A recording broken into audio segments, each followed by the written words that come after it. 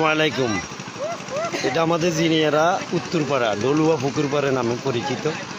গতকাল কে বা কারা এই পুকুরটাতে মাছের বিষাক্ত বিষ মিশিয়ে দেয়, যে মাছগুলো মরে যায়। এখন ভোরে এসে বেড় দিয়ে এই পুকুরটা 232 শতক বিশাল পুকুর।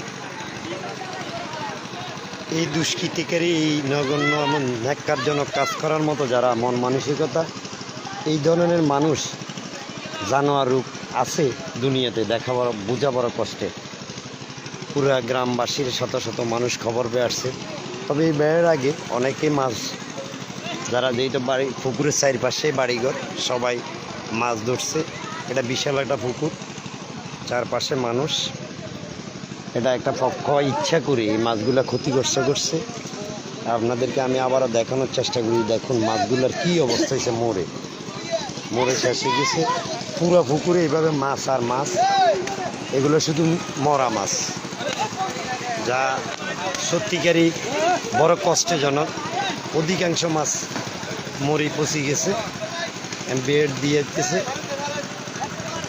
এই পুকুরটা নিয়ে এবার কারা এই ধরনের বিরোধ অবস্থা তৈরি করছে জানি না, তবে হাজার হাজার মানুষের রিজিক ক্ষতিগ্রস্ত হয়েছে। আপনারা জীবনে অনেক ধরনের অমানুষ দেখছেন, তবে এইভাবে পুকুরে, মাছের পুকুরে ওষুধ ডালি দেওয়া, এই ধরনের কুলাঙ্গার মনে হয় না আপনাদের কারো এলাকা আছে কি না, থাকলে জানাবেন। আমার বুঝেছি পর্যন্ত আমাদের অত্র এলাকায় এই ধরনের ঘটনা আগে কখনো ঘটে নাই, এই প্রথম ঘটল। এই পুকুরটাতে এমন মাছও আছে যেটা 8 থেকে 10 কেজি পর্যন্ত হয়। হ্যাঁ, পাশাপাশি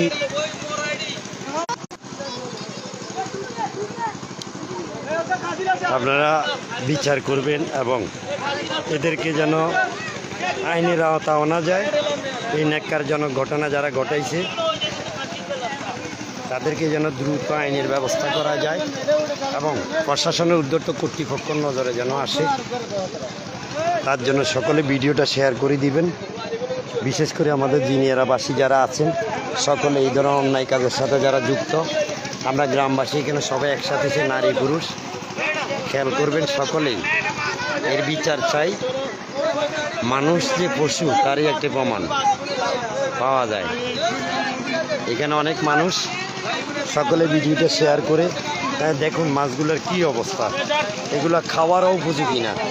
কিছু মাছ আছে পাওয়া যেতে পারে, সেই জন্য পুকুর বেড় দেওয়া। এই যে